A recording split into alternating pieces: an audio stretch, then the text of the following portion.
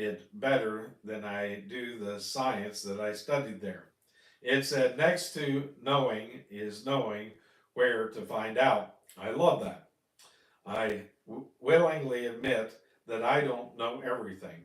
I'm sure you have found that out by now, but I know where to find it because I know somebody who does know.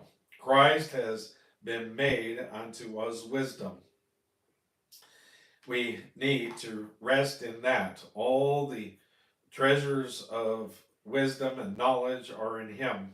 How wonderful this is. Number one, now Paul will discuss the error of enticing words. Verse 2.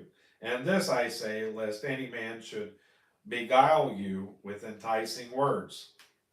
He is going to deal with the matter of philosophy and enticing words. Philosophy and psychology have been substituted for the Bible, and this is the thing that is enticing to so many young preachers in our seminaries today. I am amazed to find that some of these men with a PhD degree from a seminary know so little about the Bible. They know all about uh, Bultmann and Kant and Plato, but they don't seem to know very much about the Word of God. That is the great problem of our day. There was that same danger in Colossae and also in Laodicea. I think that this would actually kill what I think that is what actually killed the church in Colossae. And it made the church in Laodicea the weakest of the seven churches in Asia Minor. It was in the worst spiritual condition, and yet the people thought they were well off. These cities were wealthy. They boasted of their wealth and affluence and also of their knowledge, but they were blind to their true spiritual condition. Paul says, don't let any man beguile you with enticing words. Beguile means to victimize. Enticing words are a lot of oratory or sweet talk.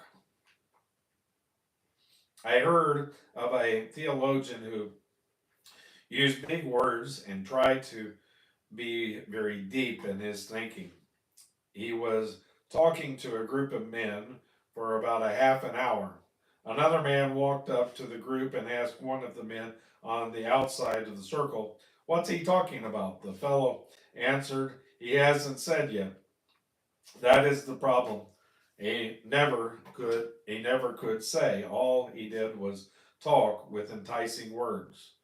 I know a dear lady who attends a certain church because, as she said, I just love to go there because the preacher uses such flowery language and he makes me feel so good all over. That is the danger today. A great many people love this pretense toward intellectuality among preachers rather than the simple word of God. I started preaching before I went to college, and then in college I was exposed to liberalism because I went to a liberal college, and that's McGee and not me. That was all I knew at that time. I was not grounded in the Word of God at all, even though I had had a wonderful pastor. I thought I wanted to be an intellectual preacher.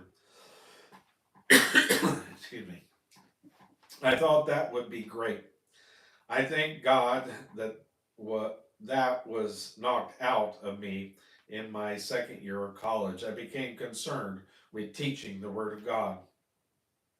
Paul warns us to beware that they will beguile us with enticing words and will victimize us.